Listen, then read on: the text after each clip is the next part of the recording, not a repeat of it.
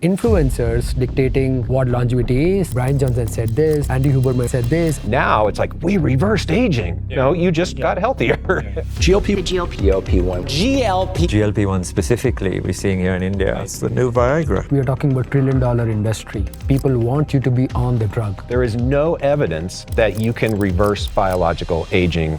What medicine's doing now is making people live longer, but it's not necessarily making them much healthier. Once they then come off the drug, they actually gain more fat. Since we are in India, I've really enjoyed the air since I've been in it. how do you interpret what works in India? The average Indian today, even at that young age, is already suffering from multiple comorbidities. You're one of the foremost experts in Rapamycin. What's the findings so far? I would characterize it as really the gold standard that slows aging and increases lifespan in laboratory animals. Anybody that comes in and says this is a protocol for how you're going to do longevity and it's optimized, they're lying to themselves. How do I optimize my health? Measure, intervene, repeat. Cold plunge, Overrated. intermittent fasting, I like it. caloric restriction. It is overrated. Hi, welcome to The Other Side. I'm your host, Dilip, an entrepreneur and an endurance athlete. In this podcast, we will explore the experiences of high-performing individuals while unpacking their mental and physical fitness routines that took them to where they are.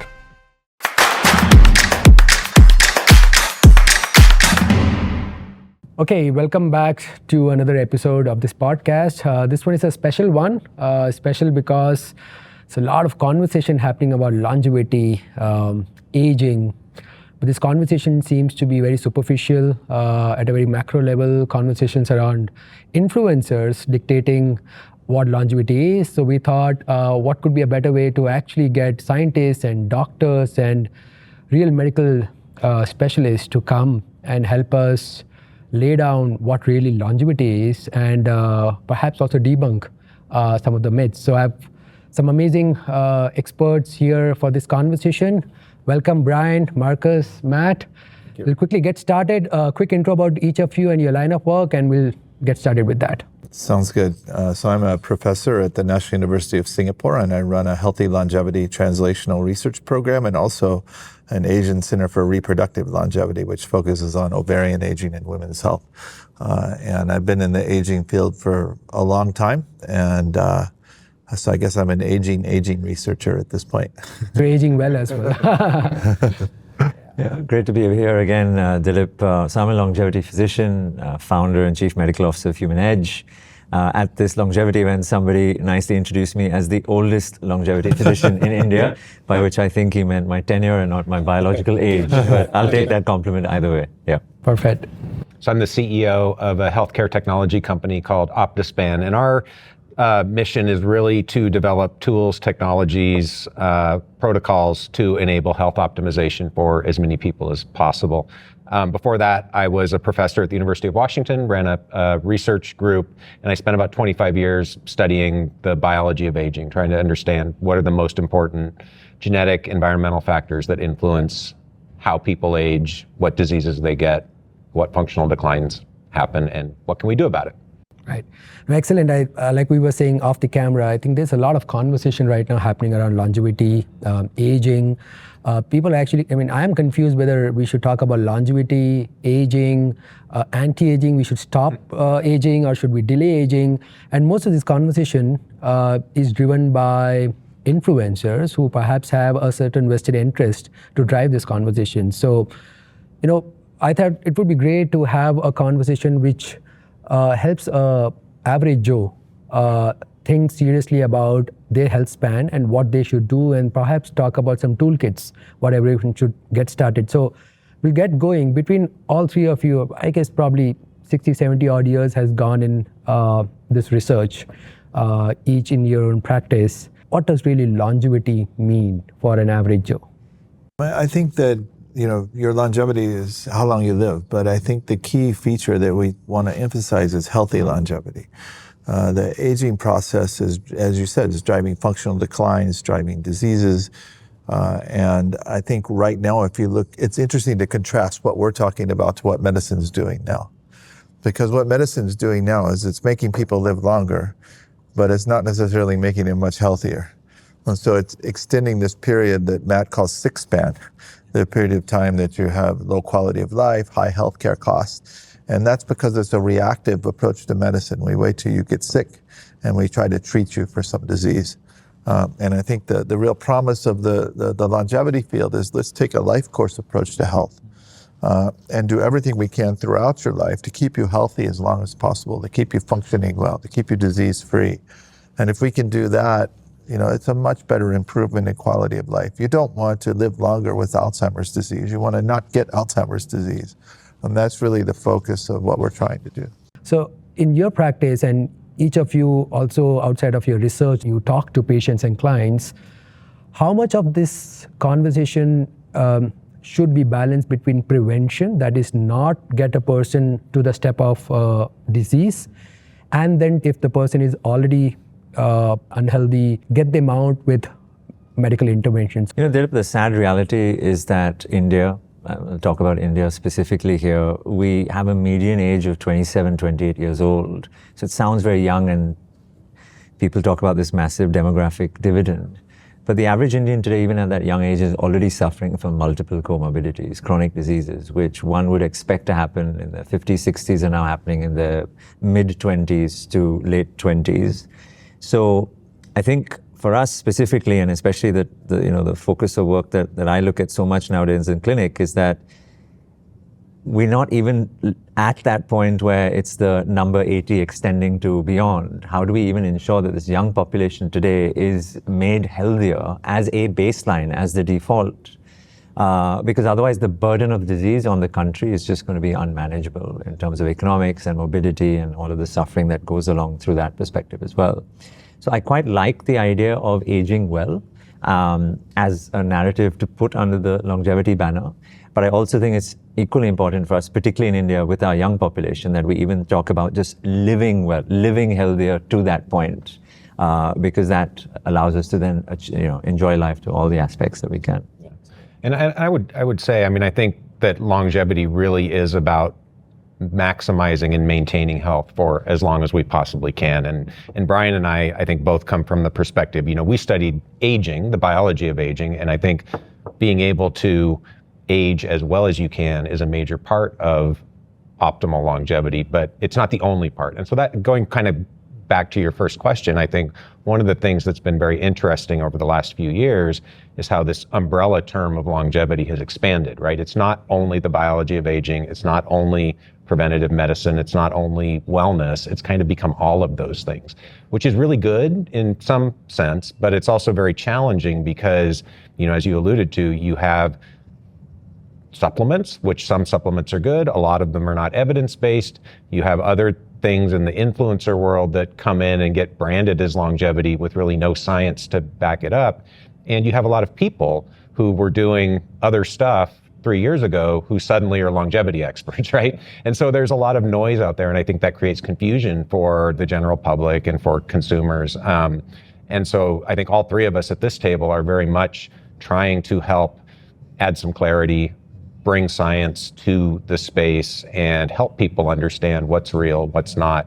How can you, in a very pragmatic way, take steps to improve your own health span? And I think that there's a lot of semantics that get used in this field, and so we keep changing names for things. And we called it aging, but then everybody said that aging's bad. Let's call it something else. And like we used to call people old, and I don't know that there's a real problem with that. But then we had to switch to like elders or elderly and seniors. And pretty soon it's going to be like orbitationally experienced people. I really, it's like, I think we should focus less on these kinds of debates and more on what's really happening here, which is how do we keep people healthy? Yeah, but this conversation, this topic of longevity, aging has been entrenched into biology science for maybe 100 plus years. Why do you think in the last few years in particular, this has been a mainstream conversation? What made it to mainstream conversation? Yeah, it's interesting that you say that. Matt and I have been trying to promote this concept of health span for a long, long time, and using the same slides over and over again. And I think that only in the last 10 years has it really taken off. I think part of it is that access to big data is starting to finally happen. So you can really evaluate human aging at the data level, which is something that wasn't feasible. I think that a lot of the preclinical research is coalesced. There's a general consensus among most people that longevity pathways are conserved. There are pathways we can target that are likely to affect human aging. And then the private sector got engaged. And when the private sector got engaged, it really exploded the field. I would still argue there's not enough funding for aging research in terms of basic discovery and pure science. But on the translational side, the private sector really turbocharged the field. I agree with all of that. I think I would add, Brian alluded to this, the science matured to the point where for the first time, really, we had real actionable approaches that could be utilized in the real world to help people. And the technology got to the point where we also could measure things that we thought were relevant. And I think the thing that Brian didn't say, which has had a big impact, is that there have been personalities who have done, I think, a very important service of bringing the science to a large audience. And I don't always agree with some of these personalities, but I think they have had an impact of broadening awareness. And so I'd put Peter Attia in there, who I think is probably the most credible of the major influencers in my mind in this space. David Sinclair wrote a book that was very, did very well. And I think we have to talk about Brian Johnson, kind of the elephant in the room. And I think we all have opinions about him, but he has brought the term longevity to a mass audience, and that's had an impact. Also, Aubrey de Grey. I know that we disagree with some of what he says, but he did have an impact too, as well, bringing this. He did, although that was far before, I think, earlier, the large explosion. Like, I think Aubrey's, one of the things Aubrey did, and he certainly wasn't the only one, was to get a core group of very young people very energized about the idea of studying the biology of aging, or going into industry and starting companies in this area. So you're right, it was early on. And I also think there's just a feature of time passing, right? If you think about a sort of exponential curve, right? At any point, you feel like it's not moving very fast, but when you look back, you can see this huge change. And I think that's been happening since we came into the field. And Brian in the early 1990s, me towards the end of the 1990s. It's been a pretty consistent exponential increase in attention. I remember back when I was a graduate student, you were getting New York Times articles all the time about scientific breakthroughs in the field. It just has gradually sort of percolated through where my grandma has heard about longevity, right? Yeah, and it's also become global. As we're here in India, there's a lot of exciting things happening. That global nature wasn't really true 10 years ago. If I just add one point though, I think on the supply side, well covered, I think there's also a demand now by the individual. Yeah. There's a sense of frustration that the models we have for health are not working, and they're interested in finding something else. Now, social media is helping propagate ideas, a lot of them non-scientific, but that hunger from individuals to now find a solution for themselves is something which is also driving, I think, more private investment, more science perhaps, certainly more content, which is contributing to this. I mean, of course, like both of you alluded, that it has done some bit of good work because the evangelizing bit brought back the conversation around health mainstream. There was a message in our group office to say that Brian is coming for a podcast, and most of the guys said, why is he coming back again? I said, no, this is not Brian Johnson, right? But you've got some more plans this time. Speaking of which, I've really enjoyed the air since I've been in Bangalore. Absolutely. So you're fixing it, just because the last time it was not. No, but tell me, how much of this for people, all three of you, because you are now in the industry, also stepping out from the academia, when you're also talking to the clients, there is this layer of information and misinformation. Yeah. And like you said, there are personalities who would have a certain vested interest to kind of create a fabric around that topic, which might be of good to them, but may not be scientifically proven. How do you overcome those challenges? How do you really make, or rather build a scientific temperament around masses to make them understand what is right and what is perhaps not? Yeah, well, I think that, first of all, it's trying to stay credible no matter what I do, trying to put scientific backing behind whatever I say. And also just, we do a lot of consulting now, and I say that, our expertise is we know what we don't know.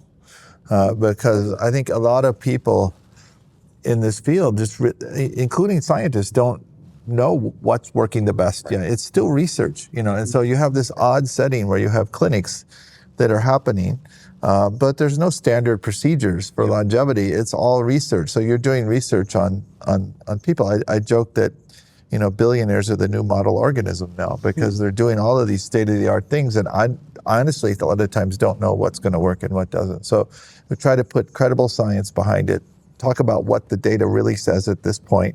And I think if you empower them and let them make their own decisions and they want to try these things as long as there's good safety, that's fine. But it's not anybody that comes in and says, you should do X and Y and Z and not A and B and C, and this is a protocol for how you're going to do longevity and it's optimized. They're either lying to you or they're lying to themselves, because we don't know. Or they're ignorant. They just don't know. No, I mean, I agree completely. The only thing I would add to what Brian says is, I mean, that's true for what we call gerotherapeutics. I know that's a word maybe a lot of people haven't heard before, but those are things that target the biology of aging to increase lifespan. And for the vast majority, there's not compelling human data yet. We may know in a mouse this will increase lifespan, but we don't know for sure in people. But there are things we do know work. And so that's, I think, the other side of the credibility is instead of telling people you should take 200 supplements, most of which aren't going to help you at all, and they may actually hurt you, focus on the things that actually do work, right? And of course, that comes back largely to lifestyle factors, nutrition, exercise, sleep quality, connection, mindfulness, right? Yeah. So also, making sure that we aren't getting people lost in the weeds, missing the forest for the trees by talking about supplements and suggesting that those are going to make up for the healthy lifestyle, the things that will actually move the needle. And I think people get sort of frustrated with that, but that is the reality. That's where you need to start. And then I think, there are definitely a core set of preventative approaches, and that includes some diagnostics that I definitely feel everybody should have access to because it can help a lot of people. And it can tell you what you need to do to be able to get yourself on a better trajectory. So I think it's part of the equation. It's both making sure that you help people understand the uncertainties where there are uncertainties, and also help them understand there are real actionable things you can do today, and there are credible people who want to help you do that. Yeah. No, so Marcus, I mean, this is something like you were saying that you've been now titled as the Brian Johnson of India. I didn't say that. So I don't know if it's a good thing or a bad thing to be in, but tell me, when people are trying to put together this protocol, how do you, because there's no magic pill here, like Matt said that, I mean, all you have to do is eat right, get more sleep and move more. There's no magic pill there, and therefore it's boring. This is what has been happening for the past 100 odd years. But people want magic pills, right? I mean, they want to optimize, they want to biohack, they want to get to the most efficient delta of how they can increase their health span.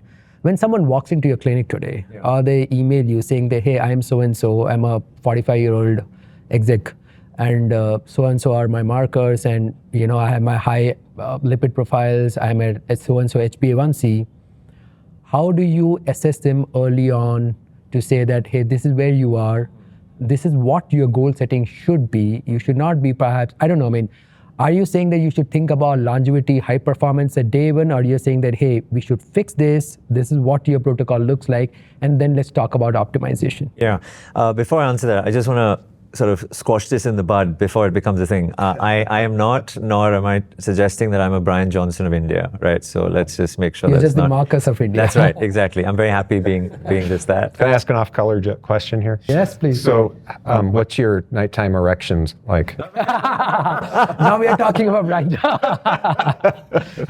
Look, I think the idea of having a goal is really important. It gets people excited, and it should always be encouraged, right? But I think the stepwise progression for how we get there is going to be critical, right? You can't have overambitious expectations because you're then setting yourself up to failure. But if we can create a pathway for them to dream and understand how we're going to get there over 12, 18, 24 months, etc., with a series of small successes, because success begets success, that's really powerful. I think also to your point, everyone is looking for that magic pill.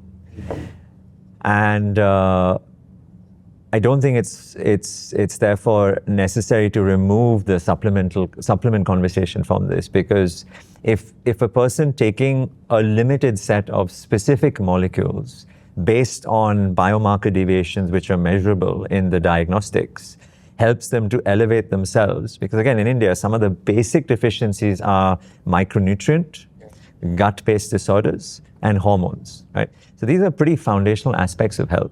If we can get that right over 3 months and then get them on a journey up from there, a level up from there, and then a level up from there, etc., whilst also then seeding in conversations around, okay, this is the most appropriate nutritional plan for you, which is going to support what we're doing on the supplement side. This is the most appropriate movement plan for you to start moving towards your goals. I think people can then start getting excited because they see their data shift, their digital data shift, their blood data shift, and then actually they become evangelists. What we're seeing is this virality in the household, which is one spouse then getting the other on that journey, and then in the workspace, and then at the family as well. So it's a very powerful movement. One of the things that I say, sorry, Matt, is that, and maybe you agree, is that I think it's longevity has limited appeal for people. They may hear about something, they come into a clinic, and sure, they want to be healthy 20 years from now, but that has limited lasting power for them.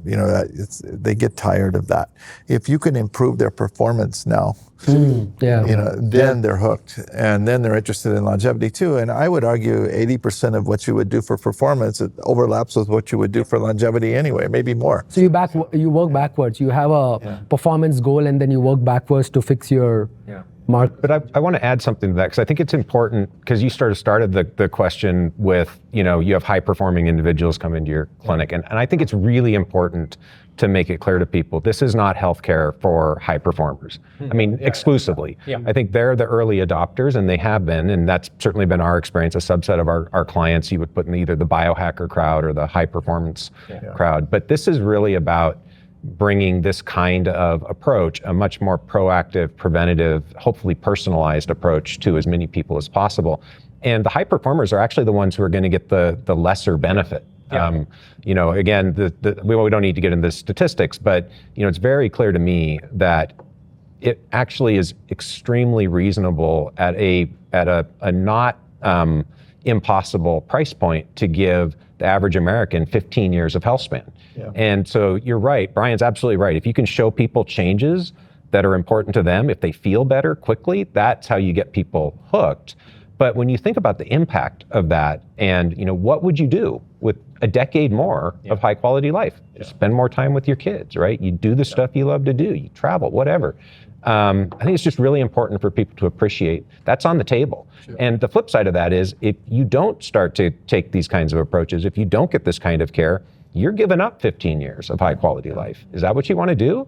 And so you also need to have a conversation around, people are like, oh, but it's expensive. And yeah, it costs money, but how much is 15 years of high quality life worth to you? I think it's an important conversation to have. So just building upon what Marcus said, between Brian and Matt, you both, when you consult your clients, do you have the same protocol approach generally to say that whether he's an American, European, Asian, this is what the operating system of how we diagnose, or do you assume, like for example, in India, like he was saying, we have a micronutrient deficiency. In fact, most of the people in India, statistics say that 80% of India doesn't even get the right amount of protein. But so when you interact with clients all over the world, do you have some assumptions set that, okay, maybe the nutrition is sorted or the air quality is sorted, we don't have to touch point, or you have an agnostic protocol? When I work with companies or clients that want to be healthy longer, my first thing is listening.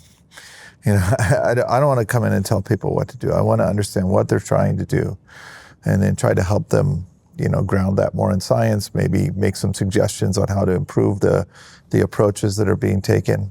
With clinics, I really want to work with data, help them analyze the data in an advanced way so that we can figure out what's working and what's not working.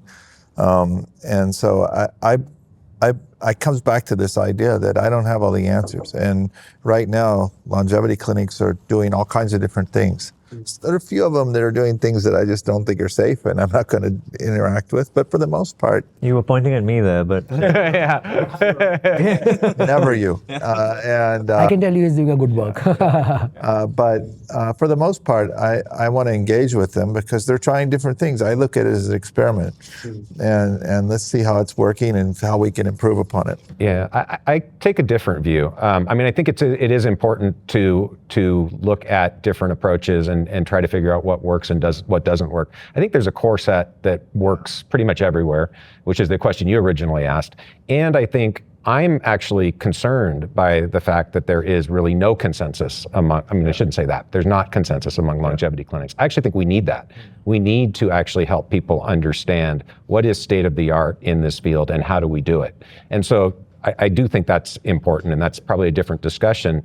But related to that, there are a core set of things that I think everybody should be doing. And then I think, as you alluded to, there are absolutely geographic differences that need to be taken into account. Many of those, though, you can still detect with the sort of same biomarker approaches and diagnostic approaches. I think what we probably don't have yet is a great data set to understand in India, for example, what is the impact? You talked about micronutrients. Another one is potentially a higher exposure to pathogens, right? What is the impact there? Particularly in terms of, some of the more experimental approaches people may be taking that might be beneficial in one place, but could actually cause an unanticipated negative consequence in a different environment. So I think being aware of that is really important. But I also feel like in many places we don't have the tools yet. Last thing I'll say is, you asked about nutrition. I don't think any country in the world you would go into and the majority of people are eating a high quality diet. Right. There might be differences.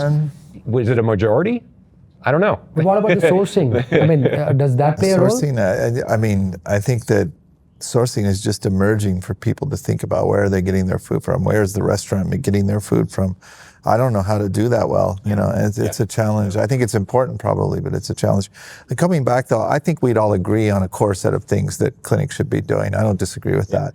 But I also think there's a lot of experimental space out there right now. And I don't want to get too restrictive and say this is longevity and this isn't, because I don't think we know how to optimize. That's fair, but how do we actually get data from that to understand what works and what doesn't work? If everybody's just kind of doing their own thing, we're never going to know. It's kind of like stem cells right now. Like, who knows? I'm sure they're valuable for some things.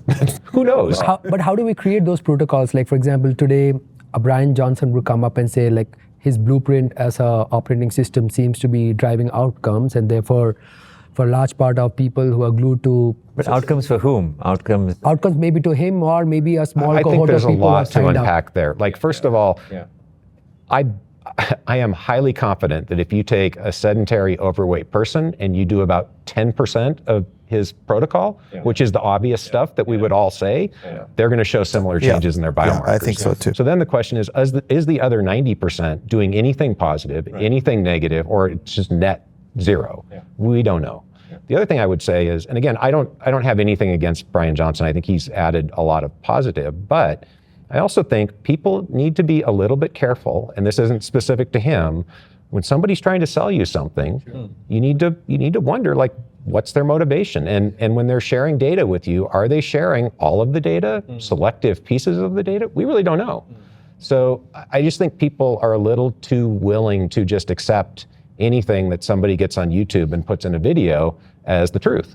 But isn't everyone selling something? Like, even a longevity expert, even if they have a clinic or a practice, they would eventually want to either sell a consultation or maybe a supplement base. So everyone is selling something, right? Yeah, and most academics have some activity in the private sector now. I do, but so I don't think there's anything inherently wrong with that, but you really want as much transparency as possible. And I also think that there's a fundamental, first of all, I will support what hackers want to do. I think if they want to educate themselves and make their own choices and it's their body, we need to empower people more to make their own decisions anyway. I think that if we can do that on a larger scale, we'll have a lot more adherence to healthy practice. So I'm not against what they're doing, but there's also science that gets violated sometimes. And I think you alluded to this already. You can't take every supplement in absentia and say that if this is good, then this plus this plus this plus this plus this is going to be great. These things interact with each other, and that's a huge assumption of this additivity of multiple interventions, and the animal data right now doesn't support that. So I think that we know it's not correct, right? Yeah. And when you're doing 100 different things, it's really hard to know if you see a change, which of those 100 things is causing it. The last thing I'll say on this is that I think, we have to be careful, even if much of what he's doing makes perfect sense. I think the gene therapy example is a really good one where that actually has the potential to certainly to mislead a lot of people and to harm a lot of people. I think if you asked almost anybody who's an expert in the biology of aging, the science of aging, they would say, first of all, you probably shouldn't go to a secret island and have some random person you don't know inject DNA into your body. Yeah. And secondly, follistatin is really not a great choice for the thing you would try for a longevity gene therapy. Yeah. And so I do think, somebody gets a large following, that's great if they're giving out good information. If they're giving out dangerous information or incorrect information, that becomes problematic for a lot of people and potentially damages the credibility of the legitimate aspects of the. And I kind of like follistatin, but what I would agree with you about is that this. But why do you like it? Let's talk the science. Let me answer the first question. It's way out there on the edge, this therapy. Yeah. And again, I think if somebody wants to do it, whatever, that's their choice. But advocating this in a widespread way, I think, is concerning right now. No, it's an interesting point. Like Marcus, when a common word which both of them were using is data, right? Yeah. And we know that almost all the data today, the subjects and cohorts are white healthy men or unhealthy men or women who are not Indians, right? Yeah. We are in India right now. Yeah. Most of your work are with Indian clients. Yeah. How do you interpret these data, right? Someone comes and gives you a reference, hey, Brian Johnson said this, Andy Huberman said this, I should jump into a cold plunge. How do you interpret it to a very specific cohort of your audience to say, hey, what works in India and what will not work to this particular cohort of people? Yeah. So the obvious deficiency is the lack of data locally, right? So one has to only rely on what the secondary literature has published, which, as you said, is mostly sort of Caucasian men, etc. What we've taken as an approach is that our research team actually looks at secondary literature. We have a particular way of scoring papers, etc. And we're looking at biomarker changes within that study before we even decide amongst us whether this is important or credible enough to be considerate in our population that we serve, in terms of clients or patients, etc. And then we make those clinical decisions for them with the progress of tracking whether the biomarker is shifting. So supplement X for condition Y. We had a long conversation yesterday about berberine, right? Yeah. And so berberine is a natural alternative to metformin. The efficacy is almost the same. And we use that fairly aggressively, actually, in the clinic when we see people with elevated A1C scores and triglycerides and fasting insulin levels, just as an alternative than putting them on metformin. But what we're also doing, so that's coming from the secondary literature, but what we're also doing then is making sure that every 3 months we are measuring their blood levels, which are specific to the intervention that we're giving them, as well as having a glucose monitor periodically if they have very elevated levels, so that we can look at that data track, the blood track, and then some of the functional testing like a DEXA scan, looking at hepatic changes for liver, fat infiltration in liver, etc. And if none of those markers are moving, then clearly for that individual, berberine may not be the most appropriate thing, so and we can consider something else. So this means there's clearly no universal. I can't overemphasize this enough, though. I have people all the time talking to me, either at clinics or they're just doing things on their own. And what supplements should I take? What vitamins should I take? And they're so invested in what they should be taking, but they're not measuring anything.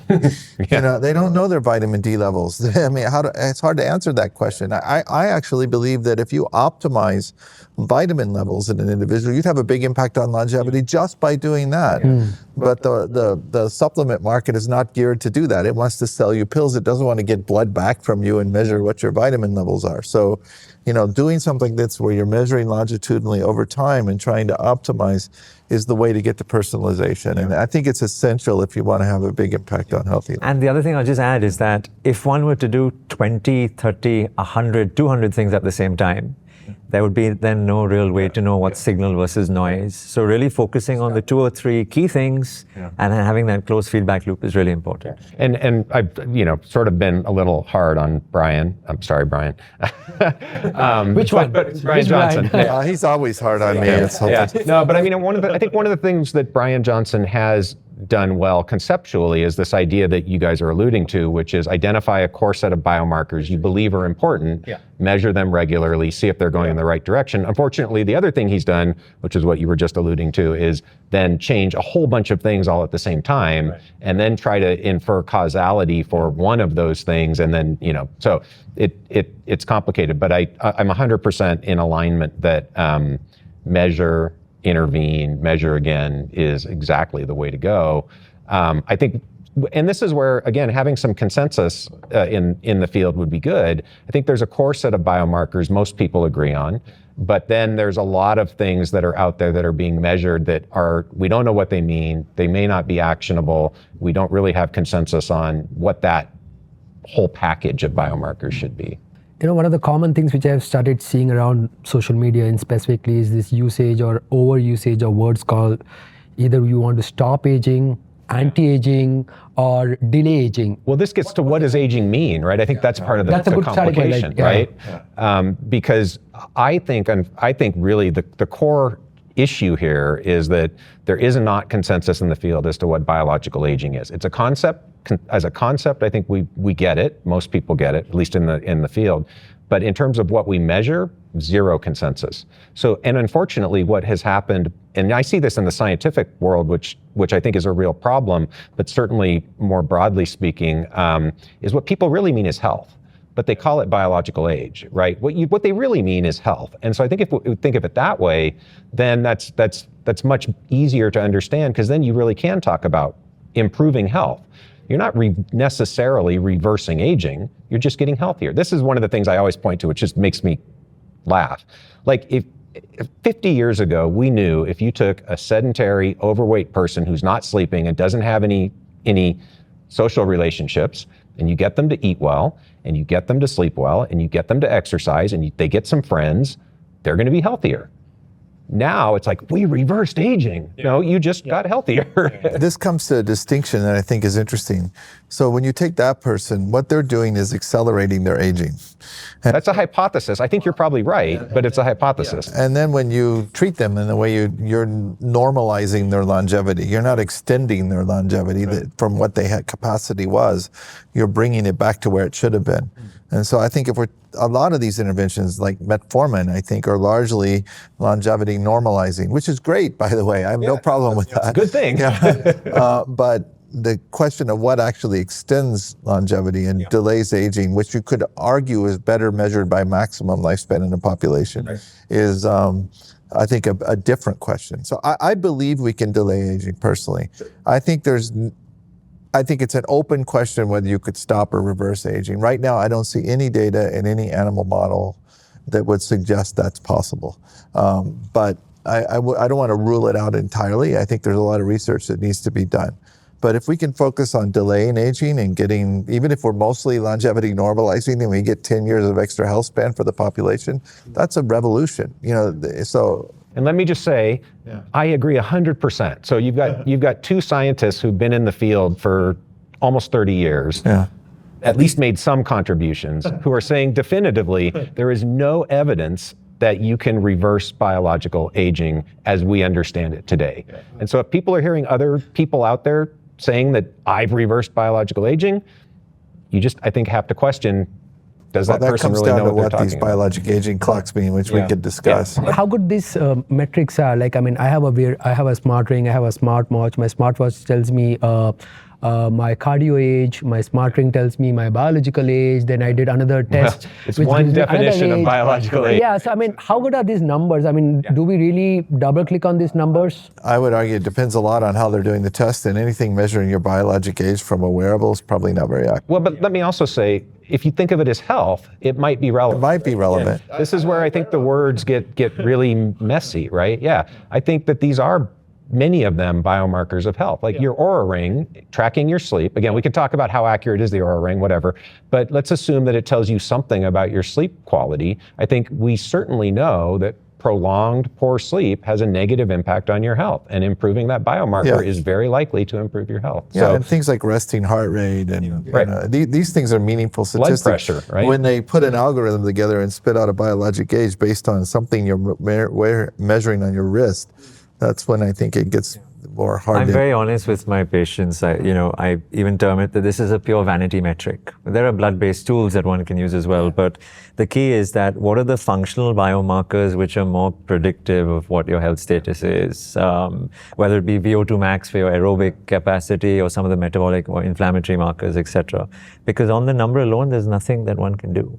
Also, one of the challenges is because, like I said, people don't have that much of scientific temperament to really deep dive and understand what those numbers mean. And it's apparently getting gamified. Like, I mean, the wearable industry, we are trying to gamify, say, hey, and I've seen a bunch of people exchange messages, hey, my biological age is this and mine is this. How can we fight on this? And can we get on a run or do an intense workout so that my age, I mean, you can't do that. Well, I support the idea of generating biologic age measurements, and I do believe there is a systemic age you can measure. I think the question is, for a consumer, how can you measure that right now? But is that formula universal? Is the formula of figuring out a biological age? I think the best clock is the one we haven't made yet. I don't think any of them are perfect. One of the things that, you've talked a lot about methylation clocks, and, especially at the consumer level, I totally agree with you. We recently built a different kind of clock using AI. We built one based on clinical chemistries. So we take the standard clinical chemistries that you would measure when somebody comes to the doctor's office, a little bit of questionnaire data, and then we try to predict mortality with it. So we're not predicting your age, we're predicting your mortality, which has a meaningful number. And then we infer backwards to give people a biologic age, because they don't want to hear their mortality risk, they want to hear their biologic age. But that's just based on demographics. And then when somebody has a high biologic age, we can break down the principal components, find what's driving that prediction. And because we use clinical chemistries, number one, they're much more consistent and accurate from one measure to the next. And number two, they're actionable. So you can treat all of these things. And when you see that, you see a change in the mortality risk, right? So you're not reversing aging maybe, but you're lowering mortality risk in that context. So there's two things I think that are important here. One is the actionable piece. That's something that a lot of these biological age clocks don't have, and that's what we need. But the other thing I would say, and I mean, I don't think we disagree on that, but we can have that conversation if we do. That clock's not measuring biological age directly.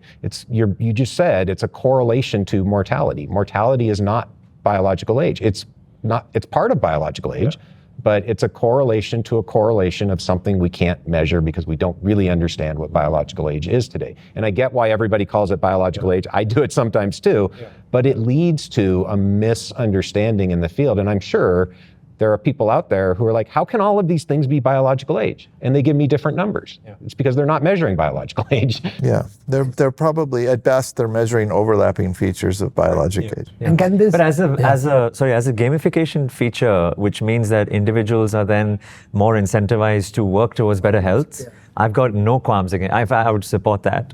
But there's a difference between that versus the science of what these gentlemen are talking about, which is actually measuring biological age, if there is such a measure. Well, I agree, but I also think it's a double-edged sword because at least many of the direct-to-consumer tests now are so bad that you can do everything right and your score is going to go down because they don't work, right? And so that can have the opposite effect where it discourages people. So I'm not sure what's the net. Here's a question for you. So to one standard deviation, how much do you think biologic age varies from chronologic age at age 50? What do you mean? You mean across the population? Well, we know people age at different rates. Yeah. So, what's the range for a 50-year-old set of? Oh, I see. If you look across, how many years you mean? Yeah. 5 years? Yeah, that's about what I would say. So if this biologic aging clock is telling you you're 20 years too young or 30 years old, it's almost certainly not accurate. If the clock can predict your chronologic age within 1 year, it's also not accurate because biologic age varies more than that, and that's heading toward a goal of predicting your passport. You can just look at your passport, So I think that's one thing to think about is there's a variation in aging that we don't know for sure, but we have the same instinct on.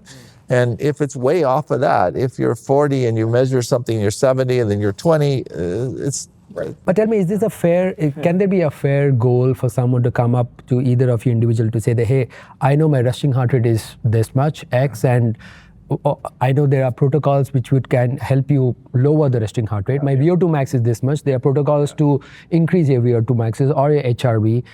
Are we talking about a time right now where your biological age is X and you could do XYZ protocols and you could just move the needle off your But back? why do we need why do you need that Is that a biological moving age goal? metric? I would say, here's the way I would think about it, is there are a relatively small number of things that I think probably the three of us are very confident are good biomarkers of future risk of disease, let's call it health, maybe mortality. You talked about VO2 max, resting heart rate, strength measurements, blood. There's some blood biomarkers. So I would suggest that one way to approach it, instead of saying, I'm going to focus on VO2 max and try to get that as high as I possibly can, take a look at a well-rounded set of biomarkers that you can think of it like a systems approach or an organ approach, cardiovascular system, brain.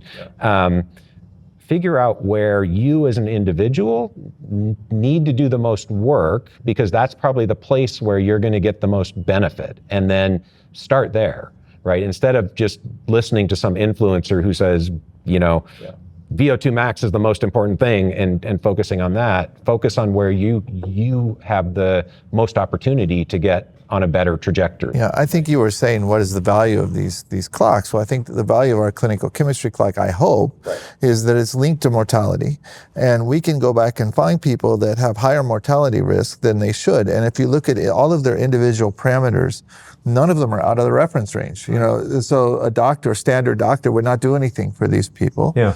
And yet we can find associations between factors that are increasing mortality risk. And you can break those associations before any of those individual factors get too high and out of the range. And let me say, you asked, maybe I was came down a little bit too strong on why do we need a biological age metric. I think, again, I don't want to use that term. Let's just call it a health metric. I think if we had a really good test that was responsive, the real utility of that for the average person is you can know where you started, you can make changes, and then you can measure again and see if you're going in the right direction. The other utility, which is more on a industry side or a scientific side, is I think on the scientific side, these things can tell you something about the biology. If what you're measuring is strongly correlated with mortality or health risk, why is it correlated? What's the mechanism? And they can be used in clinical trials eventually once the regulatory bodies believe that they're telling us something important about mortality or health. They can be used in clinical trials to assess whether a drug is working. And that's really important in the aging space, because if you use lifespan as your endpoint, that's a 20-year clinical trial. It's just not feasible. So we don't have the tools now to really develop drugs for aging and get them through approval. That's where these health metrics or biological age clocks could be very powerful. I think the last thing, and we haven't talked about this, is it's really important for people to understand the difference between using these tools in a research setting versus buying them off the internet, right? Because I think in the research setting, people are held to scientific standards. There's supposed to be replication, there's peer review, there's a higher quality of work, and there's an understanding of what the internal variance is. If you were to do the same test on the same sample 3 times, there's some understanding of how much noise there is. So I did a personal test with consumer-facing biological age kits. I got 8 different tests from 4 different companies. I did what are called technical replicates. So 2 kits from the same company for each company from the very same sample, same blood sample or spit sample. The numbers were all over the place. Yeah, I just did mine. I have to go through my reports. But just to wrap up on this conversation on these biomarkers, we spoke about resting heart rate, VO2 max, HRV, and the biological number. Do you think that if one has to start working, and you touched upon that, it has to be one of those metrics in isolation, or you look at an overarching metric and they all are correlated? They're not all correlated. Yeah, that's the key. You need to look at all of them because they're telling you different things. I think many of them related. are associated. They're related. But I think there are a lot more than those few, right? Like one that I find quite powerful is DEXA for body composition, right? And so you could be great for muscle mass but have low bone density, or you could be relatively lean but have high visceral adipose and metabolic dysfunction because of that. So I think you want to look across a panel of systems to figure out, if it's perturbed, and almost everybody's going to be perturbed in some way, where is it perturbed? Why is it perturbed? And then you can take targeted action for that individual to get them on a better path. And maybe starting with metabolic markers, because so many people are. And what does the stack look like? Like, what's your go-to number of markers you would say that, hey, this makes sense for one to go through and get? Why don't you take that one? Yes. Well, I mean, what we've been doing and where we're finalized right now, but we also think that this is going to be an ever-evolving space as the science of diagnostics improves. Trying to keep it really simple, there's blood-based testing, which we measure for about 100 to 150 different markers across the standard different... CBC? Yeah, CBC would be in there. It's much beyond there. You'd have a lipid panel, an inflammatory panel, a hormonal panel, et cetera, et cetera, et cetera, right? So the different things there. We have a set of wearable-based data points that we would like to capture, which are telling us a little bit more about your day-to-day lifestyle and how that's potentially contributing into your blood, which is more sort of medium-term in measure. So the rings, the watch, the bands, the CGM patches, the smart scales, etc. And then there are, like Matt was saying, there are some very specific sort of early diagnostics imaging which can be applied. So DEXA is a really powerful one because it's giving me information on bone health, on muscle mass, on fatty liver, fat distribution, etc. We also like to do a coronary calcium score test, looking at sort of coronary vasculature. A little bit complicated in India because most of our plaque is soft plaque, not hard plaque. And then we'll do the 2D echo stress test and a carotid intima, looking at Doppler for the carotid arteries as well. We'll do an ultrasound of the abdomen and the pelvis as well. So for men and women's health, both of those specific axes. So these are sort of, I think, fairly manageable. I mean, you could knock that out in terms of a couple of hours if you had to go into your local center and get tested. But the wealth of information that then creates helps us understand, where are the 2 or 3 really big points of attention that needs to be provided for. And I think this is very democratizable because, folks can do this at their local center. Bloods can be done at home. Yeah. Devices are more ubiquitous. Especially the CGM monitors. I really want to advocate for those because I think they serve multiple purposes. One is that they provide doctor with information about how you're doing metabolically, but I think almost they're more valuable for the individual using them because they're interesting and cool and you're measuring your glucose and you can see how you respond to different diet components of the diet. People respond differently to things. And you also, I find people learn a lot about their physiology when they wear these things. They're calling me and like, why am I going out for a run and my glucose is going up? I'm like, well, there you go, gluconeogenesis. It's like, and so anything you can do to educate people is giving you a huge added benefit. And I think these things tend to educate people. You wear them for 2 weeks, not all the time. Yeah, and I would add they're what I call sticky in the sense that they're behavior modifying, right? Yeah. So I agree, you learn a lot and you can't unlearn it. And so it actually, I think that's been my personal experience and lots of people I've talked to. It really does have a long lasting effect on they're relatively cheap on behavior. Yeah, relatively inexpensive. Yeah. Just lastly, I think the integral function of this stack is really powerful. Just an example, right? Because I know you and I have had conversations with VO2 max. The average Indian today is so deficient in iron and B12 that unless we fix that, and that's measured at the blood level, we can't get the hemoglobin up to a level which then gives you the oxygen carrying capacity to then help improve VO2 max function. So all of these things have a linkage. And just having a wearable device looking at your VO2 max without giving you the information that for you, your basic is actually just getting the B12 and the iron up, with some vitamin C absorption, we're not going to be able to escalate that VO2 max. Yeah, no, I think this makes a lot of sense just to also emphasize that, there has to be a scientific intervention. Of course, the universe of wearables are becoming intelligent. They're doing a lot of DIY work. But like I said, you and me have discussed, although my VO2 max is increasing, but there were times where I had excess fatigue, right? And then you figured it out that, okay, there could be some hormonal issues, right? And the devices today can't tell you that. And you have to get through the diagnostics to figure that out. I also want to touch upon between you both, you've done a lot of research, and we'll start with you, Matt. You're one of the foremost experts in rapamycin. Why don't you give a very layman-ish version of what it is, what your line of work has been, what's the findings so far? So I would characterize rapamycin. So it's a drug. It's a small molecule. It's been FDA approved for organ transplant rejection, so it can be prescribed by any doctor. And I would characterize it as really the gold standard for a drug that slows aging and increases lifespan in laboratory animals. I think it's really important to say that. There is nothing outside of the lifestyle factors we've already talked about that has been shown to increase lifespan in people. So we don't know yet. So in laboratory animals, what we know is that if you give laboratory animals rapamycin, it seems to slow aging. They live about 30% longer. We're talking about mice now. This has been done in lots of different organisms. And maximum lifespan. And maximum lifespan, yeah, median and maximum.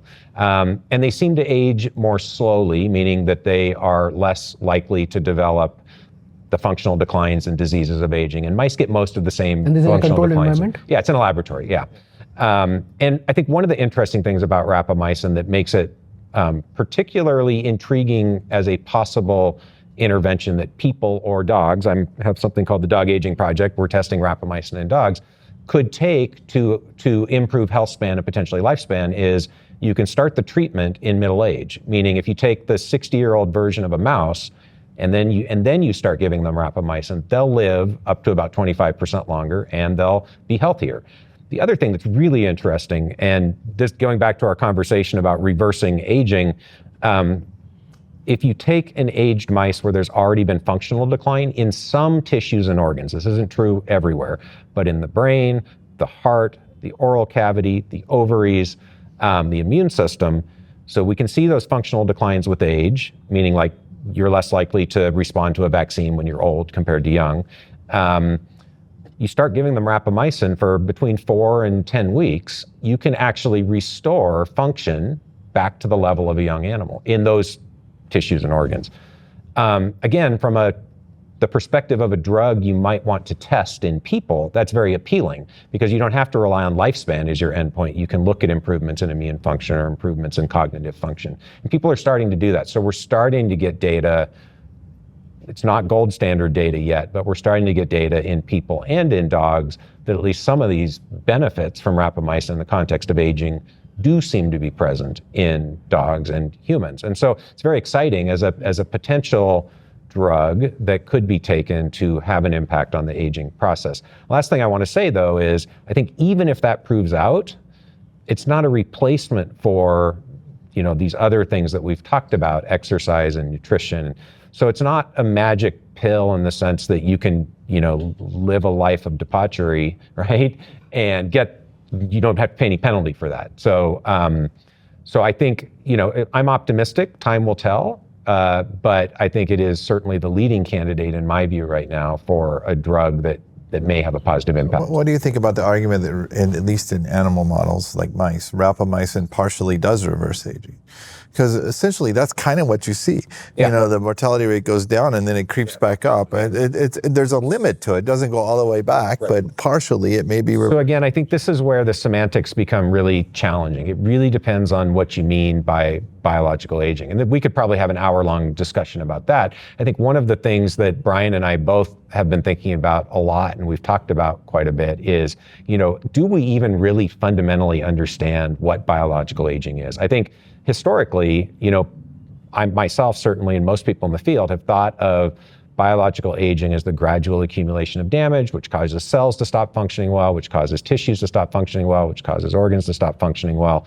And that increase in damage increases sort of exponentially with age, which is why people die exponentially with age. If that's the case, then it's hard to imagine, reversing the decline once it's got to a certain point. And yet, when we look at these biomarkers of aging, we see that they appear to be able to go backwards. So I don't know if it's reversing aging. I think of improving function as the important metric right now. And I think it's a good sort of debate for scientists to have, but we don't really know if we can reverse biological aging. Theoretically, we should be able to. You said that, humans have also started experimenting with that. Is there any short-term downsides or risk which has been found? Right. So the big concern that people are worried about is immune suppression. So rapamycin was first developed clinically and approved by the FDA to prevent organ transplant rejection. And it's not a true immunosuppressant, but at high doses in combination with other drugs, it does suppress the immune system. It's certainly a blunt anti-inflammatory. So that's the concern most people would be worried about. It turns out that the doses that seem to have an impact on aging and can increase lifespan in laboratory animals appear to be below that immune suppression threshold. So many people now are using rapamycin, what's called off-label. So it's Just freely available, you can go. you have to get a doctor to prescribe it, but lots of people have, and lots of doctors will do that now because they think it's going to have health benefits. And so at those doses, the data that we have available, it's not definitive, but that we have available, suggests that about 15% of people will develop canker sores, no side effect from the drug. There's nothing else that rises to the level of statistical significance now in terms of a negative side effect from rapamycin. So we actually did a study, it's published, we published it last 2024, I think, where we collected data from 300 some people who'd been using rapamycin off-label, and we compared them to 100 some who'd never used rapamycin. And we had a long list of side effects. The only thing that was higher in the rapamycin users was the mouth sores. There were 6 other things that were different statistically, but they were all lower in the rapamycin users. So I don't know if that means those are benefits of rapamycin, but it's intriguing. The one that I'm pretty confident is real is a lower likelihood of moderate or severe viral infections. And so we were fortunate that this study was done right after the pandemic. And so many people had been taking rapamycin through the COVID-19 pandemic. And so we could ask, is there any difference in risk of infection? Nope. Rapamycin users and non-users were just as likely to be diagnosed with a COVID infection. But of those people who had a COVID infection, the people who'd been using rapamycin off-label were significantly less likely to have a moderate or severe outcome from that infection. And they were also less likely to have symptoms that looked like long COVID. So again, it wasn't a double-blind, placebo-controlled clinical trial. It's not a perfect data set.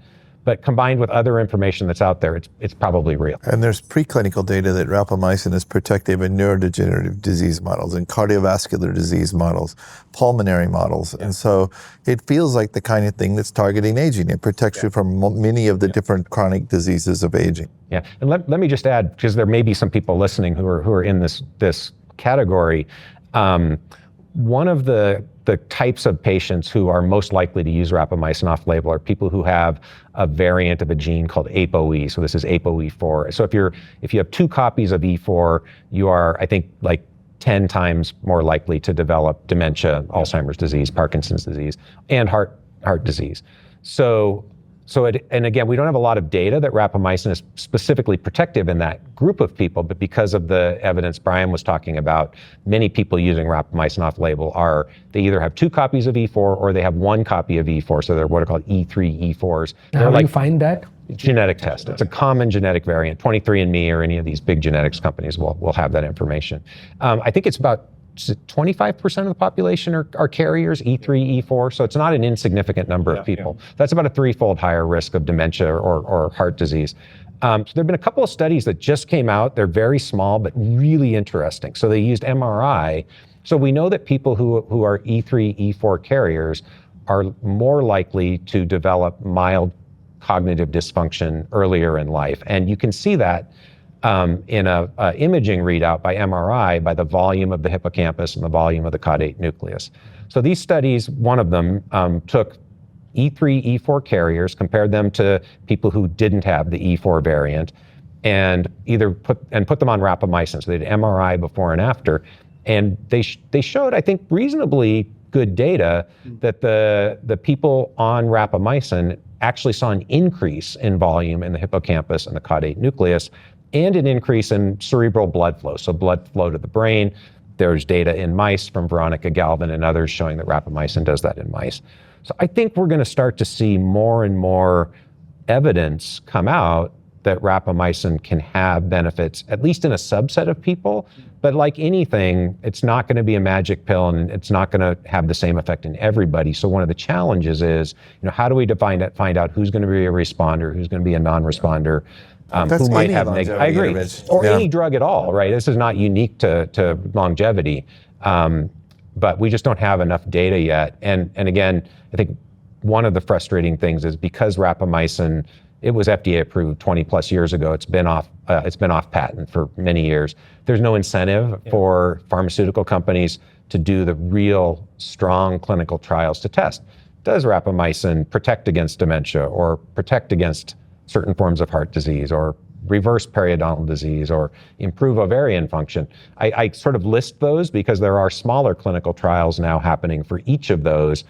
They're not going to be well powered enough, I don't think, to definitively answer the question, but they will help us get a little bit further. I didn't mention ovarian decline, but there's also very good data, not just with rapamycin, but with a number of geroprotectors, at least preclinically, that it delays ovarian decline. And if you can delay menopause, you're going to have huge benefits to half of the population aging. But are these studies, from a quantity point of view, enough that we can extrapolate and say that it's safe for general population to start taking them?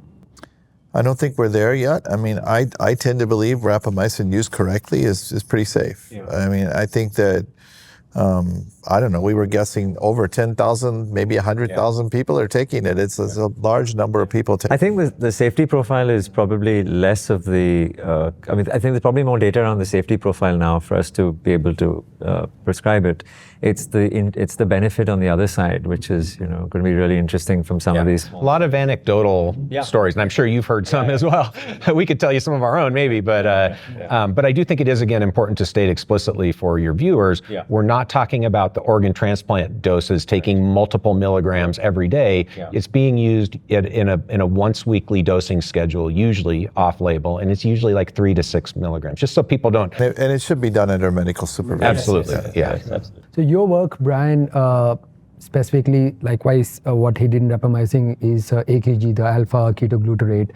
How's that work been? Can you talk more about it and what your findings been? Well, it's an interesting contrast because rapamycin is a drug.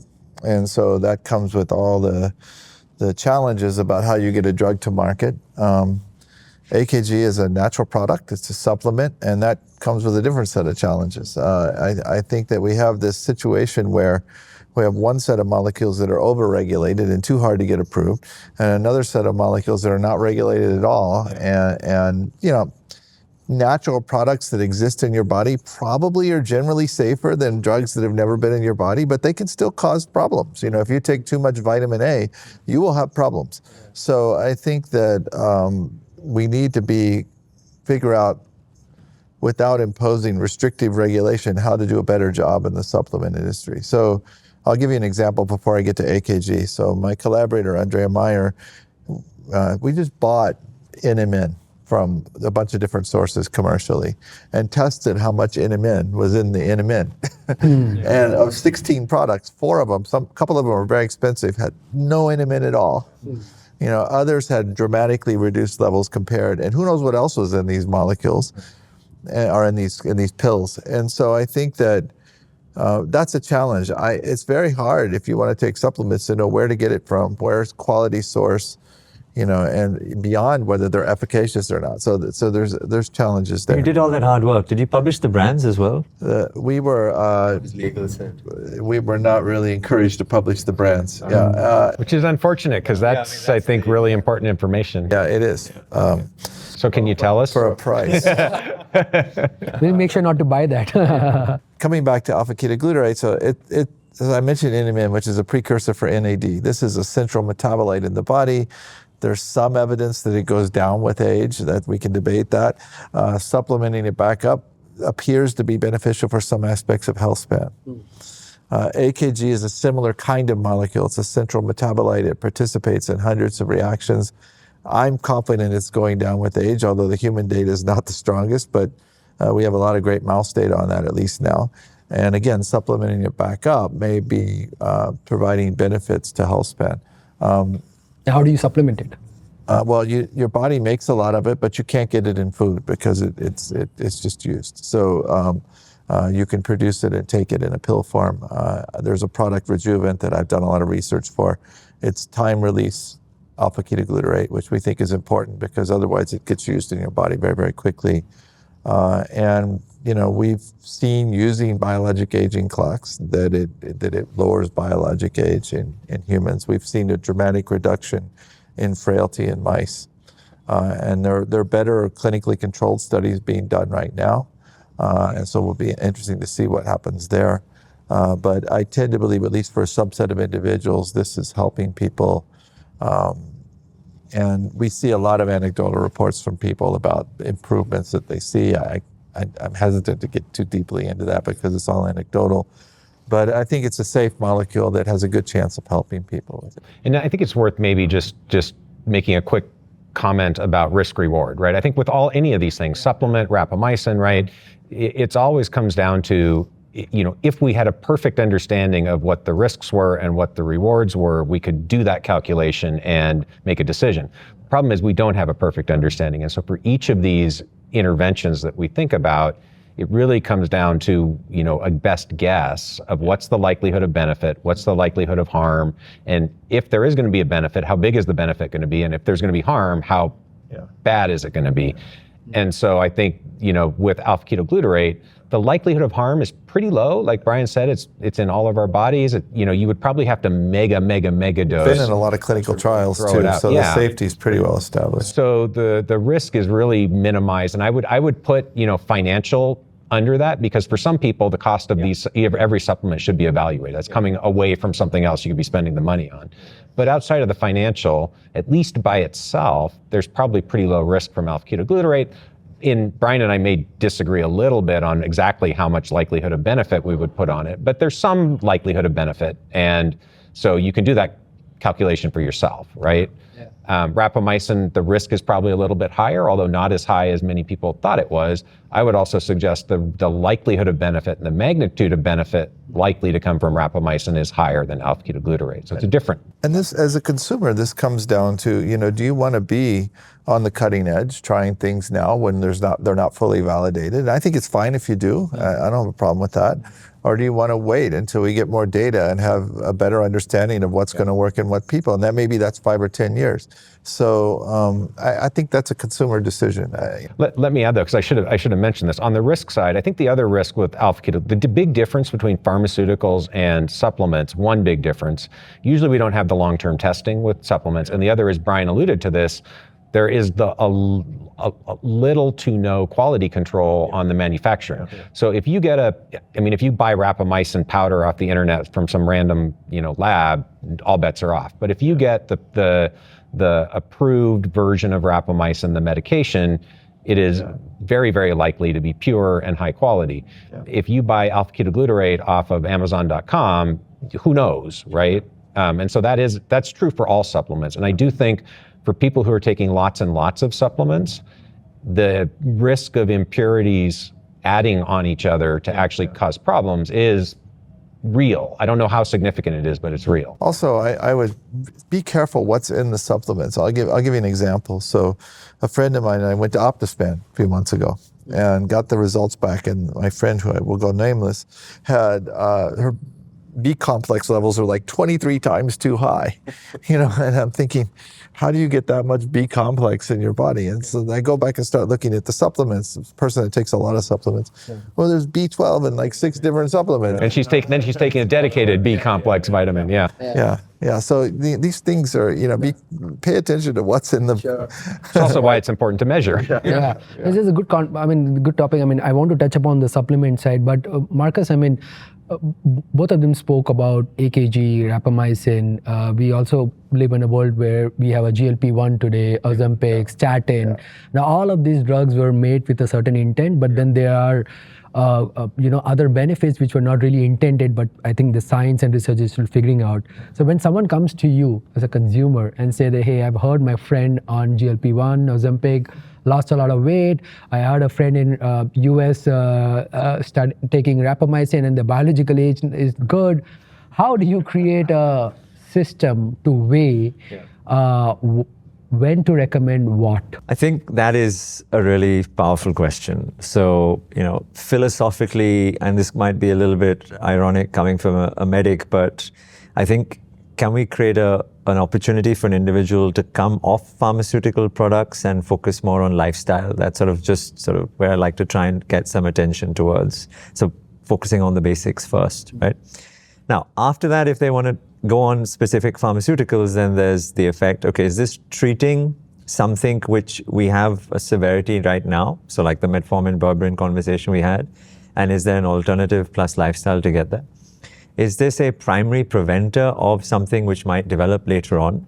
In which case, we should be pretty confident on what that predictive scores are. Because if it's just going on, let's say, one of those consumer-grade biological age tests versus actual DEXA scan, coronary calcium scan, etc., the aggressiveness behind which I would prescribe would be very different.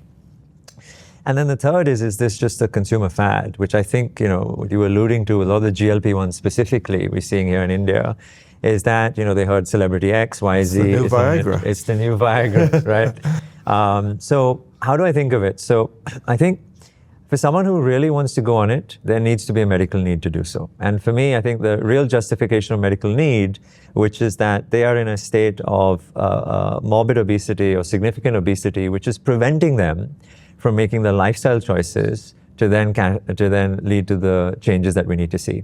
So an example, practical example, I had a lady who came to see me because her mom needed to have knee replacement surgery, but she was so overweight that she couldn't do the exercise to bring the weight down so that she would be safe from an anesthetic perspective to then undergo the procedure.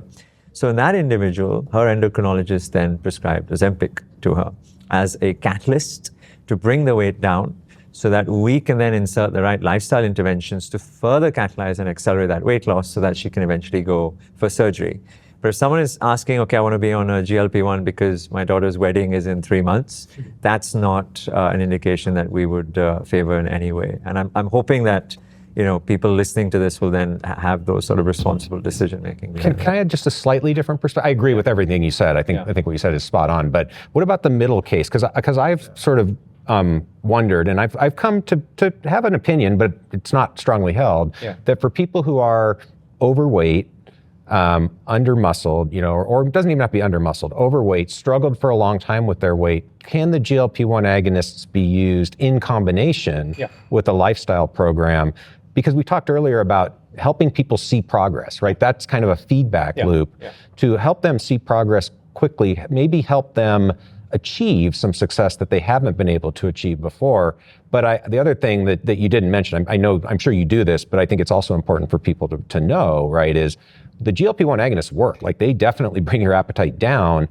One of the consequences to eating less, though, is you lose both fat and muscle. And so we feel very strongly that GLP-1 agonists should be paired with coaching on a high-quality diet and resistance training. And I think when done properly, they can be really powerful. I've been in 3 arguments about this, and I don't have an opinion either way. But do you lose muscle mass more with the GLP-1 agonist than you would by losing weight other strategies like metformin or eating better? That was that's sort of how I've sort of interpreted it, which is there's a preferential loss of weight coming from muscle as opposed to fat.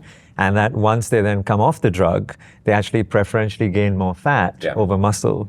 So in the long run, we're doing more metabolic harm. I just gave the example of the TKR as an example, but the sentiment of using it as a catalyst, fully agree with you on that, irrespective of. But isn't it become very hard, because we are talking about $1 trillion industry, right? Where people want you to be on the drug. Novo Nordisk is worth more than Denmark at this point. I mean, there's an industry which just got created, right? So how do you fight off a massive industry today who want you to be on these drugs, rather, as we started earlier to say, go and do a boring stuff, because this is the magic pill. Yeah, I mean, and to be fair, there's good cardiovascular data. There's other data from these drugs too. They are good drugs. I don't think any of us are saying they're bad drugs. The question is, who should be using them? And I think in clinics we're seeing people come in that are not, I would barely even call overweight. And they want this, and that's what I'm concerned. Right. Yeah, and I mean, I don't have an answer to your question. I don't know how you fight that kind of an industry, and it's not unique to the GLPs, right? This happens all the time in healthcare. But I do think, one of the questions, and this gets back to what you guys were just talking about, I don't know either whether you lose more muscle on GLPs. I'm sort of skeptical, but maybe. Yeah. But I do think I think these things can be used in a way where you don't have to lose muscle, right? Or at least, not much muscle. And so that's really what we should be talking about, is educating people around, if you take a GLP-1 and you also continue to eat a bad diet and you are sedentary, you will lose lean mass. And here's what the consequences of that could be. You're more likely to be frail. You are more likely to have low bone density. That's a bit your metabolic problem. You're going to fall down when you're 65 and not get up again, right? That's a problem. So if you're going to take a GLP, here's what you should do to make sure that this actually gets you to a better health trajectory than a worse health trajectory in the long run. And I think one of the things we're stating is that if you look at people that are obese, if they have high muscle mass or high lean mass, that's very protective. It's not completely, they may still get diabetes, but it's very protective compared to low lean mass. Yeah. So I can't underemphasize the importance of lean mass with aging. I think it's really critical. Yeah. This has been a very interesting conversation because we touched about a lot at the intersection of where the science and the consumer temperament gets built. You guys travel all the world. There are people who are coming for performance, for longevity, and we're trying to kind of unmask what is the real end goal to be. If an average person comes up to you because the narrative which is got built is there's a Silicon Valley thing, the billionaires who are pumping in millions of dollars, and for most part of people, it seems to be like a rich man's game, right? But if an average person comes up to you, I don't want the boring stuff, which is eat right, move more. Let's start with you, Matt. That what are the 4 to 5 very specific biomarker interventions which one should do for sure before even they think about, look, now's the time I should start optimizing or figuring out efficiency around my health span. Yeah. So I mean, again, this is where the population may matter a little bit in the sense that in America, for example, I don't know what the statistics are, but it's a really high percentage have fatty liver because we have an obesogenic diet, right? So I think you obviously want to look at metabolic system. So there, again, I think the cornerstone really is going to be the comprehensive blood work, right? Because that gives you so much information. So that's where I would look. So I'd look at metabolic and lipid markers, super important. Body composition, we already talked about. Hormones, I think we haven't talked about. Yeah.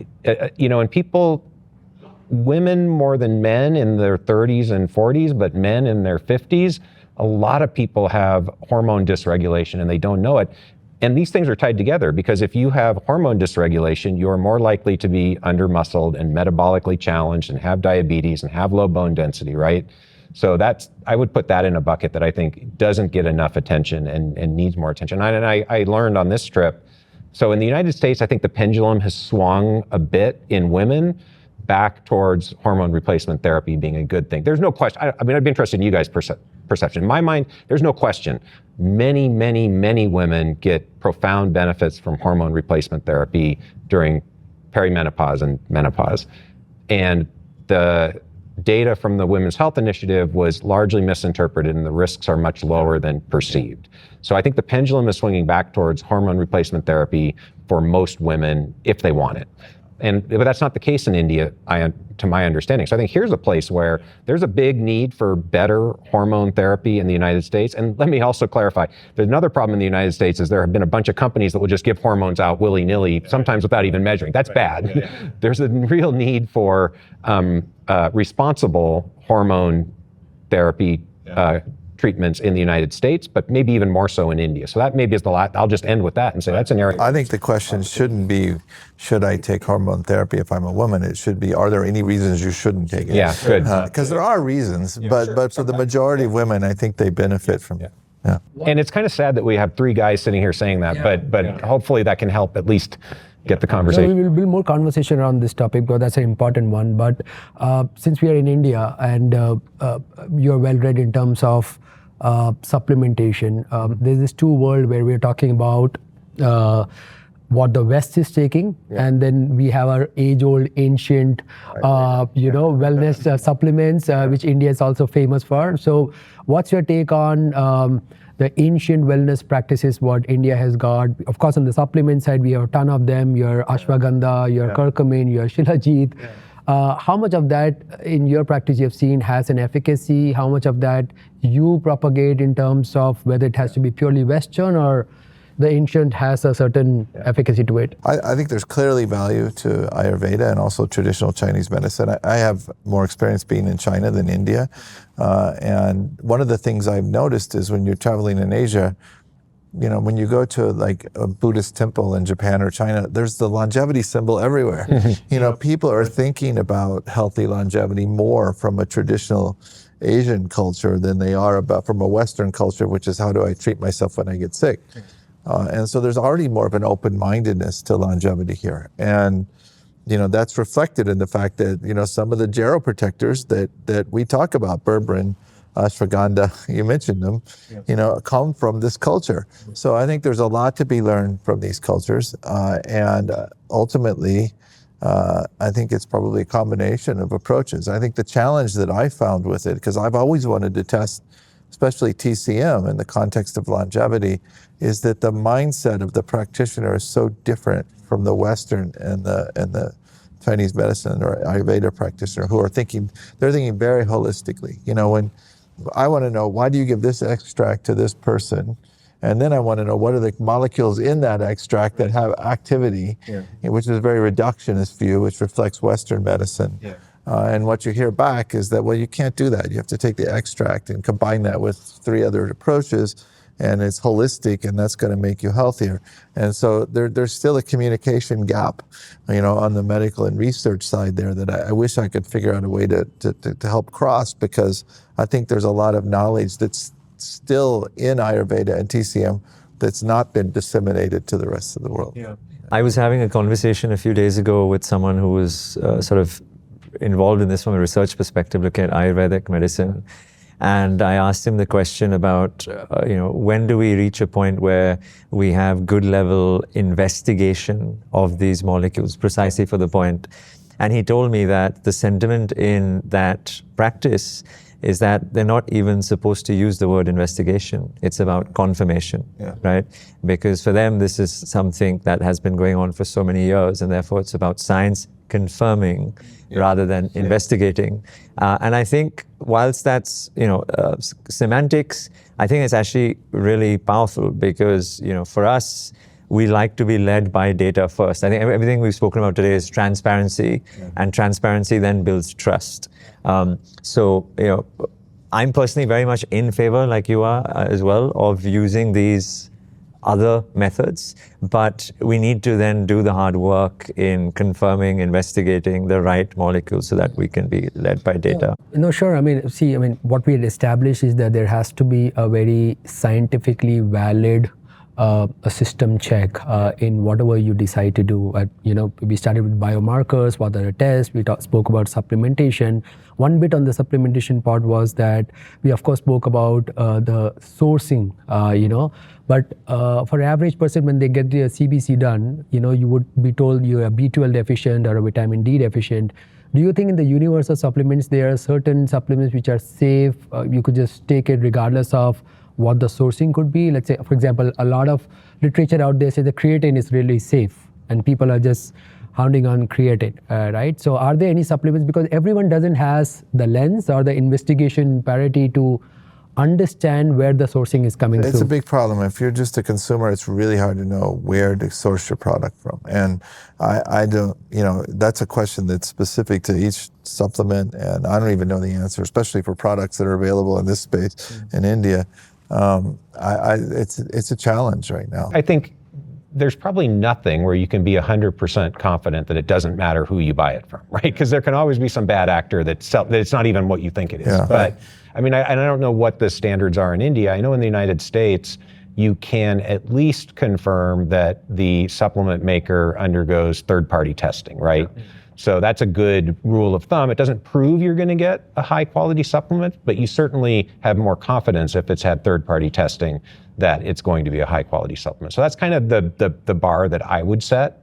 And if there's something similar in India, I would recommend that people do that as well. Maybe Dilip, this is an opportunity for a crowdfunding activity in India to happen where folks can then sort of contribute towards an independent lab to take all the take all the popular brands, and in the same way as you guys did it, but actually then publish the scores so that the everyday consumer and practitioner can be smarter led in terms of decision making. No, for sure. That's a very good thought. We'll do a call out to see if we can put together a public for good project and get more people involved.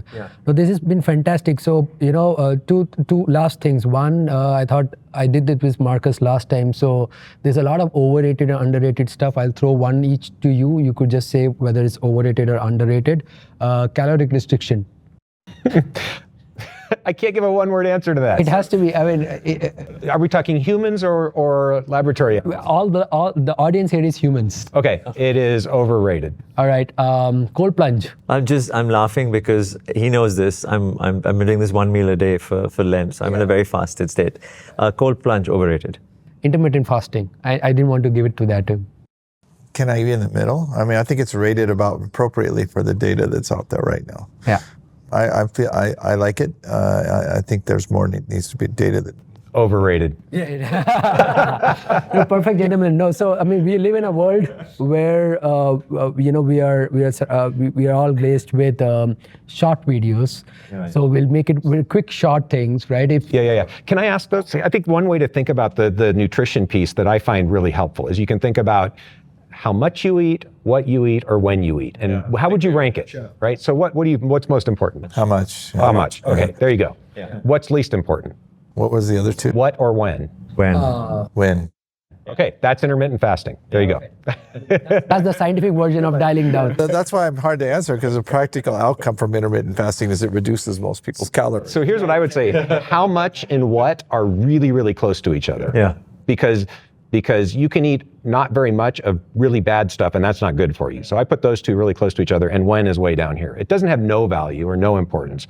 The other thing is when, of course, can influence how much. So it's not completely independent. Yeah, this is why we need scientists and medical experts to do more podcasts, right? Because you could just demystify what seems to be very confusing. But no, gentlemen, this has been a absolute pleasure to have this conversation. Like I said, we'll do a roll on to get a very quick version. 3 things if someone comes to you to say that, hey, how do I optimize my health? What are the basic 3 things you tell? Know where you are now, because most people don't, and then work on lifestyle, and then consider interventions like that are gyroprotective interventions. Perfect. I'm saying measure, intervene, repeat. Yeah. You got to make it spicy. So I'll add one more. I mean, I think what makes you happy is really important, and it's not something that, or what brings you joy is maybe a better way to say it. Because there's no point in living a long time if you're miserable. So I think it's really important to consider that part of it too. No, that's a great point, and you could have said it better. No, this has been a great conversation, gentlemen. Thank you for taking time. None of us got up and left. No, like I said in the beginning, we made sure that we fixed our AQI, right? And I thought about complaining about the coffee and getting. we got the best coffee too. No, but gentlemen, absolute pleasure to have this conversation. I know we left a lot on the table, which requires few more sitting, and I'm sure we would find a way to get that happen. But thank you for having this conversation, and we leave all your social links so that people can follow you, find you, talk to you, so that you can help them debunk more of these myths around. Thank you for finding time to be here. My pleasure. Thank you. So that was the conversation. Like I said, we'll leave the coordinates for each of these individuals so that you can reach out to them and ask them more questions if you have. If you had any queries or if you have a feedback how we can get better, do share this as a comment or reach out to us. Thank you for listening to all this while, and see you in the next episode. Goodbye.